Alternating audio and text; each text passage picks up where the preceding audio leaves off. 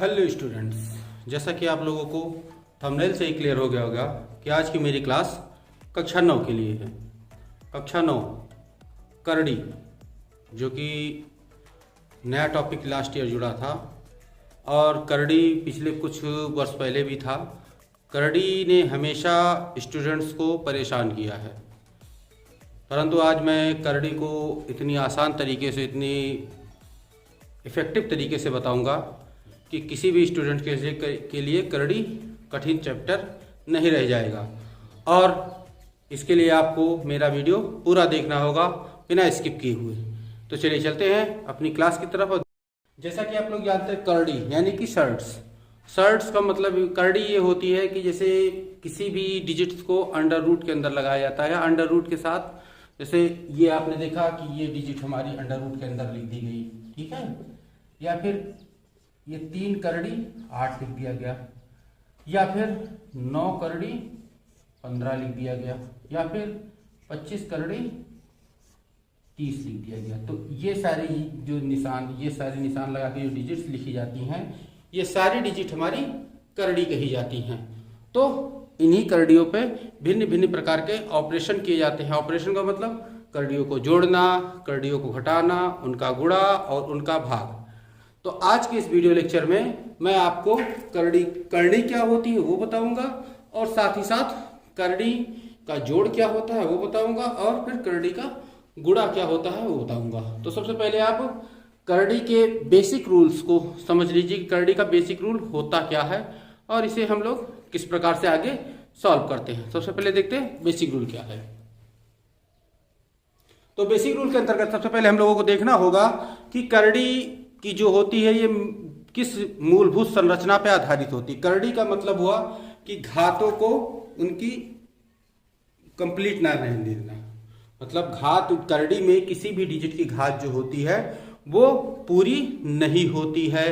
अर्थात अगर यहाँ पे हमने लिखा अंडर रूट 10, तो इसका मतलब हुआ 10 की घात 1/2।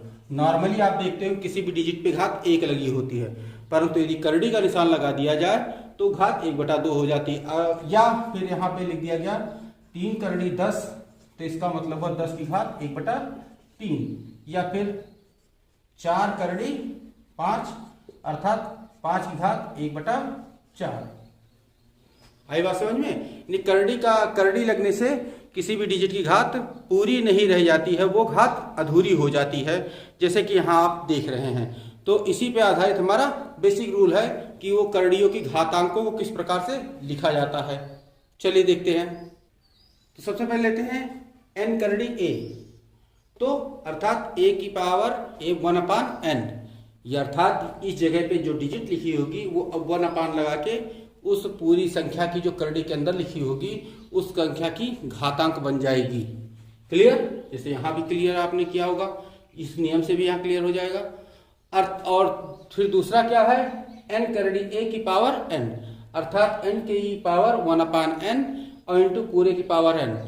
जैसा कि आपने घातांकों के नियम में पढ़ा होगा, यदि घात के ऊपर घात लगी होती तो दोनों घातों का आपस में गुणा हो जाता है, तो ये a आ गया, अर्थात a की पावर n इंटू n। जैसा कि आप लोग जानते हैं n से n कटा बराबर a बचा। क्लियर? अब आ जाते हैं अगले पे। यहाँ पे अगर लिखा हुआ है n करड़ी a upon n करड़ी b, तो इसका मतलब हुआ n करड़ी a upon b। Clear? क्योंकि यहाँ पे n करड़ी a था, n करड़ी की जो घातांक थी वो इक्वल थी, तो इनको एक ही घात में लगा के हमने लिख दिया। लेकिन अगर कहीं पे कहीं यही होता कि n करड़ी a upon m करड़ी b, तो ये इस रूप में ना आता, ये इसको इसी प्रकार से लिखा रहने देते हम लोग। ओके, ये हमारा इसी प्रकार से रह जाता।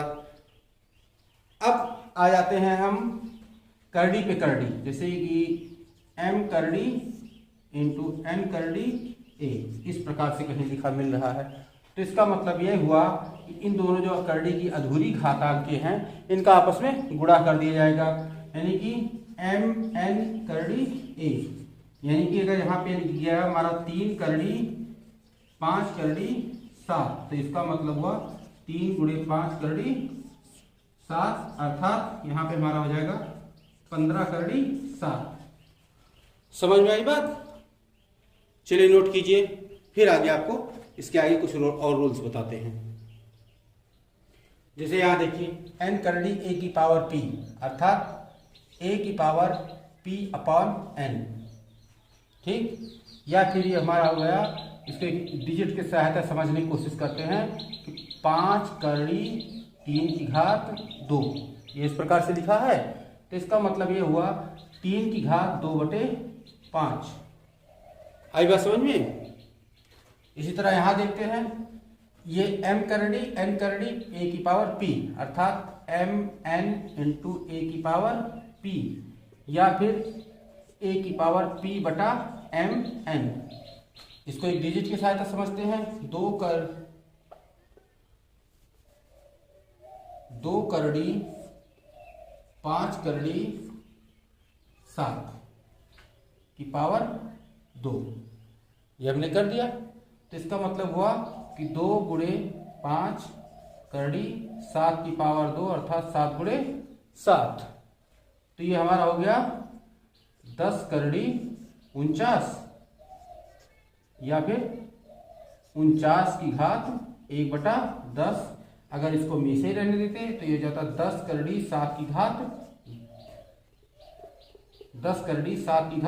2, या फिर 7 की घात 2/10 हो जाता है। आई बात समझ में?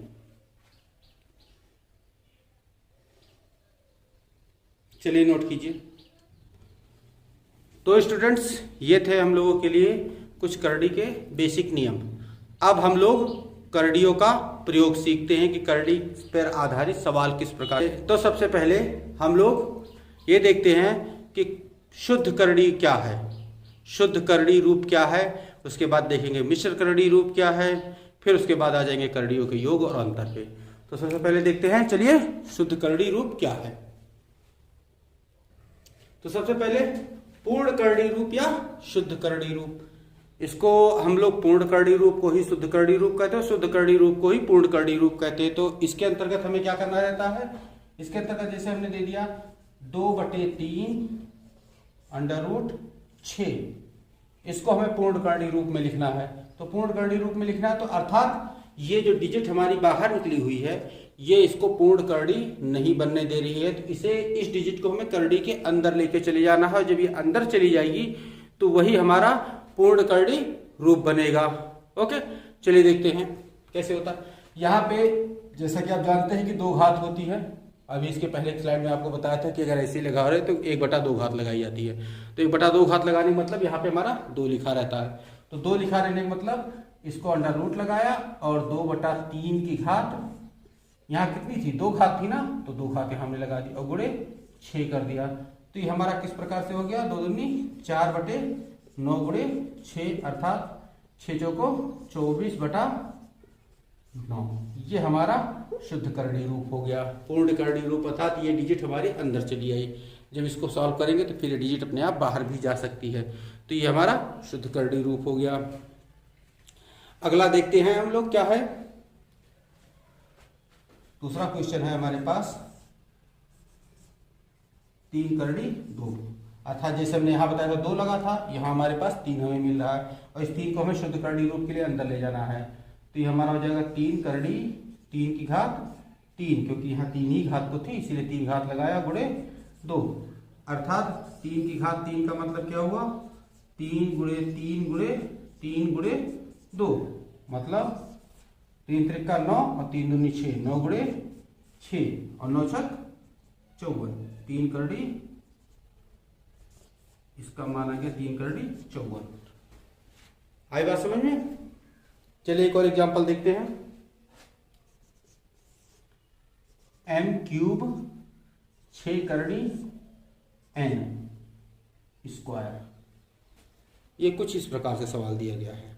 तो m³ है, यहाँ 6 करड़ी लगा है, अर्थात यहाँ पे 6 करड़ी m³ का पावर 6, क्योंकि 6 करड़ी था तो हमने जैसे यहाँ बताया है, जैसे यहाँ बताया है, ये पूरी घात इस पे लगनी ही लगनी है। तो यहाँ पे एम क्यूब की घात 6 लगा दिया और एन स्क्वायर लगा दिया, तो ये 6 करड़ी 6 त्रिक 18, मतलब घात पे घात लगी तो दोनों घातों का आपस में गुणा कर दिया जाता है। 6 और 3 का गुणा करेंगे तो 18 हो जाएगा, यानी एन की घात 18 और एन स्क्वायर। आई बात समझ में? आशा है पूर्ण करड़ी रूप या शुद्ध करड़ी रूप आपको समझ में आ गया होगा। चलिए नोट कीजिए। दूसरा टॉपिक हमारे पास है मिश्र करड़ी रूप। मिश्र करड़ी रूप क्या होता है? वह रूप जिसको अभी आपने पिछली स्लाइड में शुद्ध करड़ी रूप बनाया था, जो प्रश्न मैं आपके लिए शुद्ध करड़ी रूप बनाने के लिए लिख रहा था, तो वो प्रश्न ही हमारे मिश्र करड़ी रूप में थे। अर्थात जो हमें पिछले स्लाइड में आंसर मिल रहा था वो यहाँ पे क्वेश्चन होगा, और जो पिछली स्लाइड में क्वेश्चन था वो यहाँ का आंसर होगा। चलिए देखते हैं कि अगर कोई भी शुद्ध करड़ी रूप दिया गया है तो उसको मिश्र करड़ी रूप में किस प्रकार से परिवर्तित किया जाता है। चलिए कुछ एग्जाम्पल की सहायता समझते हैं। तो चलिए देखते हैं। ये हमारा शुद्ध करड़ी रूप है 3 करड़ी 768। अब 3 करड़ी 768 को हम लोग गुणनखंड कर लेते हैं। 768 का गुणनखंड हमारा होगा ये पूरा का पूरा। अब जब ये पूरा गुणनखंड हो गया तो इसको हम लोग, अब यहाँ 3 करड़ी है अर्थात इसको 3-3 के सेट में हम बांट लेते हैं। ये बच गया हमारा। तो यहाँ पे क्या मिला हमें? 3 करड़ी 2 की घात 3 गुणे 2 की घात 3 गुणे 2 दूनी 4 तियां 12, ये मिल गया। अब यहाँ 3 करड़ी है, यहाँ पे 1/3 है, अर्थात हमें जो मिला बाहर वो 2 गुणे 2 बाहर आ गया, फिर 3 करड़ी 12, अर्थात 2 दूनी 4 3 करड़ी 12, ये हमें आंसर इसका मिल गया। आशा है समझ में आया होगा ये क्वेश्चन। चलिए आगे देखते हैं। तो अगला क्वेश्चन हमारे पास है 8 करड़ी x की पावर 13 बटे y की पावर 21। तो इसको हम पहले, यहाँ 8 करड़ी लगा है तो इसकी घातांकों को पहले 8 के लिए हम अलग करते हैं, अर्थात यहाँ पे हमें मिल जाएगा x घात। अब यहाँ पे x घात 8 अगर हमने बाहर कर लिया तो यहाँ कितना बचा? x घात 5 ही तो बचा है ना। और यहाँ पे अगर हमने y की घात 8 बाहर कर लिया तो यहाँ क्या बचा मेरे पास? y की घात 13 बचा, ये बचा। अर्थात इस y की घात 13 में से एक y की घात 8 और बाहर हो सकता है। चलिए उसे भी बाहर करते हैं। तो x घात 8 x घात 5 बटे y की घात 8 गुणे y की घात 8। अब यहाँ बचा क्या? y की घात 5 बचा। ओके। अब यहाँ पे 8 करड़ी थी, अर्थात x की घात 8 यानी x एक बार बाहर आ गया, और y की घात 8 8 2 बार है तो y 2 बार बाहर आ गया हमारे पास। और बचा हमारे पास 8 करड़ी x घात 5 बटे y की घात 5, यानी आंसर जो हमें मिला x बटे y स्क्वायर 8 करड़ी x घात 5 बटे y की घात 5, यह आंसर मिल गया। चलिए इसे नोट कीजिए, फिर आगे कुछ एग्जाम्पल लेते हैं। और तो स्टूडेंट्स, कभी कभी आपके सामने इस टाइप के क्वेश्चन आ जाते हैं। इस टाइप के क्वेश्चन को देख के आप लोग कंफ्यूज हो जाते होंगे कि इसमें तो कोई घात ही नहीं लगी है, तो इसका मिश्र करड़ी रूप किस प्रकार बनाया जाए। तो इस टाइप के क्वेश्चन में घात आपको लानी पड़ती है, और लाने के लिए क्या करना पड़ता है? सबसे पहले इस क्वेश्चन में जो डिजिट दी गई इनका परमेयीकरण करते हैं। इस टाइप की कोई भी डिजिट आए तो सबसे पहले आप उनका परमेयीकरण कर लीजिए, और परमेयीकरण करने के लिए जो नीचे डिजिट दी जाएगी उसी डिजिट में बस चिन्ह बदल के आपको मल्टीप्लाई कर देना है, यानी गुणा कर देना है अंशों हर में। तो यहाँ पे x माइनस वाई था, इसकी हमने चिन्ह बदली, माइनस की जगह प्लस लगाया, और अंशों हर में x प्लस वाई से हमने कर दिया गुणा। एक करड़ी के अंदर ही रहेगा, तो इसका गुणा करते हैं तो क्या आ जाएगा हमारे पास? Under root x plus y का whole square upon x square minus y square. Okay. अब घात 2 लगी हुई है, और यहाँ करड़ी में भी आपको पता ही लगेगा घात 2 ही होती है। तो x प्लस वाई का होल स्क्वायर बाहर हम लोग इसे कर लेते हैं बाहर। बाहर करते ही x प्लस वाई बाहर आ गया, और करड़ी के अंदर बचा 1 upon x square minus y square, ये आ गया हमारा आंसर। ओके, समझ में आया होगा। अगला क्वेश्चन देखते हैं। अंडर रूट 125 बटा 252, 125 बटा 252, इसका सबसे पहले गुणनखंड कर लेते हैं हम लोग। तो 125 का गुणनखंड 5 गुणे 5 गुणे 5, आप लोग करके देख लीजिएगा गुणनखंड। मुझे गुणनखंड मुझे नहीं आता इसलिए मैंने लिख दिया। तो ये मत समझिएगा कि सर कहीं लिखा पढ़ा वो क्या कहते हैं पहले से ही होगा। तो 125 का गुणनखंड कितना हो गया, 5 गुणे 5 गुणे 5, और 252 का गुणनखंड कितना हो जाएगा हमारे पास, तो 252 का गुणनखंड हमें मिल जाएगा 2 गुणे 2 इंटू 2 गुणे 3 गुणे 3 गुणे 7, अर्थात इसको हम दो घात रूप में अगर लिखेंगे तो हमें मिलेगा 5 की घात 2 गुणे 5 बटे 2 की घात 2 गुणे 3 की घात 2 गुणे 7। अब घात 2 वालों को सबको बाहर कर लो, तो घात 2 को बाहर करने पे हमें क्या मिला, 5 बटे 2 गुणे 3, और यहाँ पे अंडर रूट के अंदर हमें मिल गया 5 बटे 7, अर्थात आंसर जो हमें मिला 5 बटे 6 अंडर रूट 5 बटे 7। ये हमें मिल गया इसका आंसर। आशा है समझ में आ गया होगा। चलिए नोट कीजिए इसे। तो आशा स्टूडेंट्स, शुद्ध करड़ी रूप से मिश्र करड़ी रूप और मिश्र करड़ी रूप से शुद्ध करड़ी रूप, जो कि मैंने कुछ एग्जाम्पल की सहायता समझाने की कोशिश की है, आप लोगों को ठीक से समझ में आ गया होगा। तो अगर समझ में नहीं आता तो आप लोग अपने क्वेश्चन को मुझे मेरे कमेंट बॉक्स में ड्रॉप कर सकते हैं, जिसका मैं अगले वीडियो लेक्चर में आपको मैं जिसका आंसर अवश्य दे दूंगा। और चलिए आगे बढ़ते हैं हम अपने जो करड़ियों का योग और करड़ियों के अंतर पे। चलिए देखते हैं। तो करड़ी और के योग और अंतर को समझने के लिए सबसे पहले आपको ये जानना आवश्यक है कि हम करड़ियों का योग करते हैं और अंतर करते हैं, केवल उन्हीं का ही करड़ी का योग और अंतर किया जा सकता है जिनकी जो घातें होती हैं, अर्थात अंडर रूट के साथ अंडर रूट का ही योग, और 3 करड़ी के साथ 3 करड़ी का ही योग, 5 करड़ी के साथ 5 करड़ी का ही योग। तो अगर उनकी घातें आपस में समान होती हैं, बराबर होती हैं, तभी उनका योग और अंतर किया जा सकता है। चलिए देखते हैं किस प्रकार से ये योग और अंतर होता है। चलिए देखते हैं, पहला एग्जाम्पल हमारे पास क्या है। 2 करड़ी 2 under root 2 plus 5 under root 3 में 2 under root 2 minus under root 3 को जोड़ना है। तो सबसे पहले इनका ब्रैकेट खोल लेते हैं। ब्रैकेट खोलते क्या मिलेगा हमें, 2 under root 2 plus 5 under root 3 plus under root 2 minus 3 under root 3। अब हमने बताया था कि समान करड़ी वालों का जोड़ या गुणा होता है, तो इसके साथ हम लोग इसे जोड़ेंगे क्योंकि अंडर रूट के अंदर अंडर रूट 2 है। ओके, तो इसे हम जोड़ लेंगे 2 under root 2 plus under root 2, और इसके साथ ये चलेगा हमारा, और यहाँ पे हो जाएगा 5 under root 3 minus 3 under root 3। अब जोड़ना किस प्रकार से है, जोड़ने के लिए जैसे आप लोग ये जोड़ते हैं कि 2x प्लस 3x, जोड़ते तो क्या होता है, खाली गिनती जोड़ी जाती है, 5x हो जाता है, x तो नहीं जोड़ा जाता ना। उसी प्रकार से इसमें भी होता है कि इनमें 2 अंडर रूट 2 और खाली अंडर रूट 2 मतलब 1 अंडर रूट 2 यहाँ पे है, तो 2 अंडर रूट 2 1 अंडर रूट 2 प्लस कितना हो गया 3 अंडर रूट 2, और इसी प्रकार से 5 under root 3 minus 3 under root 3 इक्वल टू 2 अंडर रूट 3। ये हमारा आंसर मिल गया।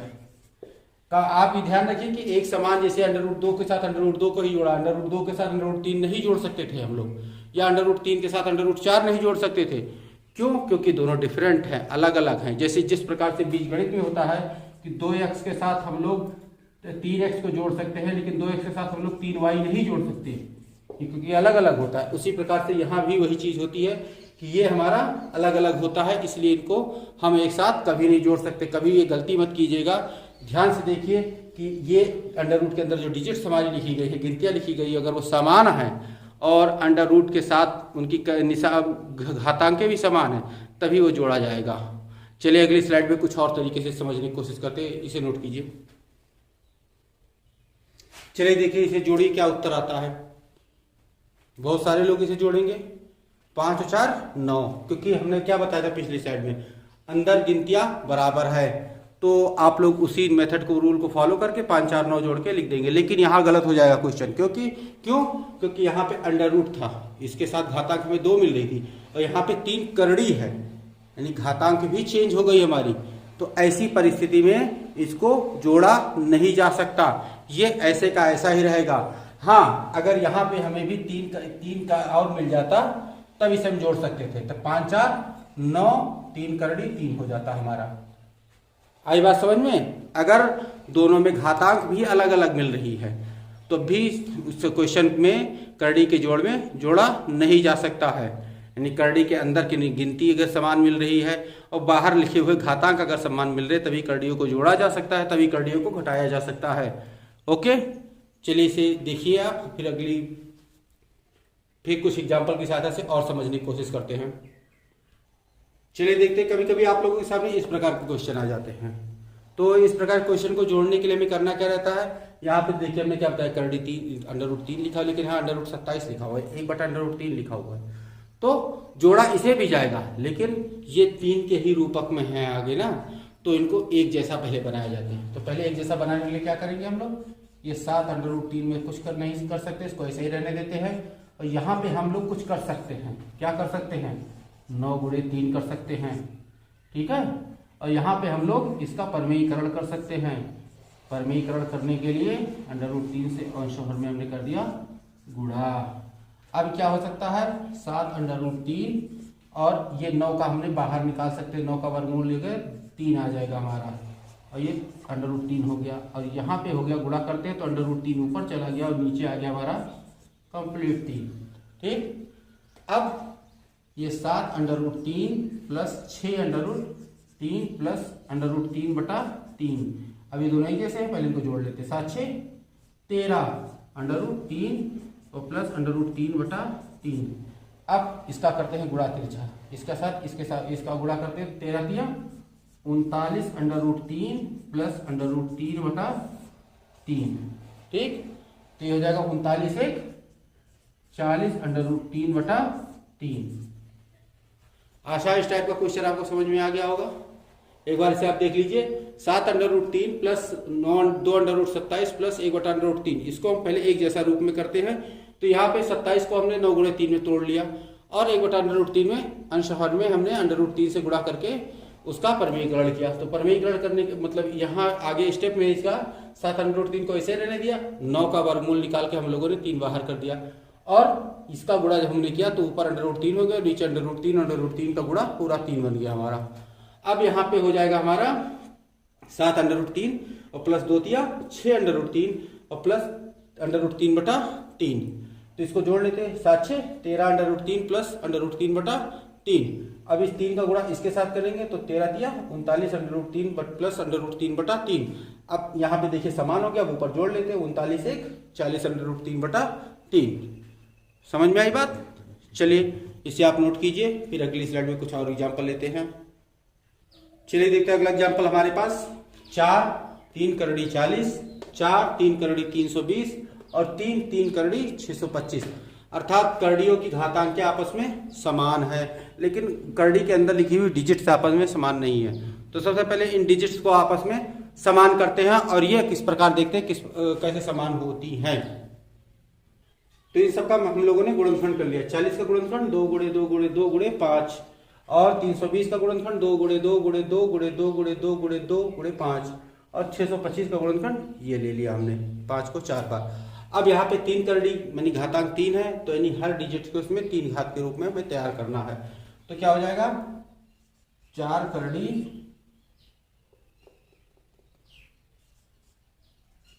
ये हो जाएगा 2 की घात 3 × 5 माइनस 4 3 करड़ी, यहाँ पे क्या हो जाएगा 2 की घात 3 × 2 की घात 3, कितना निकल गया यहाँ पे, यहाँ केवल एक बार 5 बचा हमारे पास।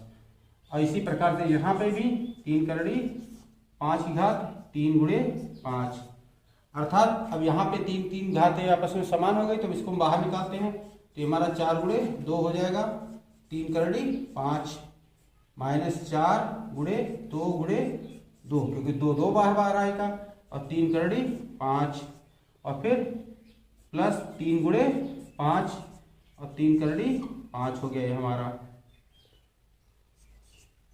तो कितना हो गया 8 माइनस 4 दूनी 8 दूनी 8, 3 करड़ी 5 माइनस 4 दूनी 8 दूनी 16, 3 करड़ी 5 और प्लस 3 बचे 15, 3 करड़ी 5। अब इसको क्या होगा 15 8 23, 3 करड़ी 5 माइनस 16, 3 करड़ी 5, तो 23 में से 16 गया, हमारे पास बचा 7, 3 करड़ी 5। ओके। आशा है यहाँ सब तक समझ में आ गया होगा। अगर समझ में नहीं आता तो आप लोग कमेंट बॉक्स में अपने क्वेश्चन को छोड़ दीजिएगा। चलिए इसे नोट कीजिए, फिर आगे की स्लाइड में कुछ और एग्जाम्पल लेते हैं। चलिए इस टाइप के एग्जाम्पल को देखते हैं। इस टाइप के एग्जाम्पल में ना एक भी डिजिट आपस में समान है और ना एक भी घातांक आपस में समान। यहाँ 2 मिल रहा है, यहाँ 2 मिल रहा है, यहाँ 4 मिल रहा है, यहाँ 6 मिल रहा है। तो इस प्रकार क्वेश्चन को किस प्रकार से सॉल्व किया जाएगा ये देखते हैं।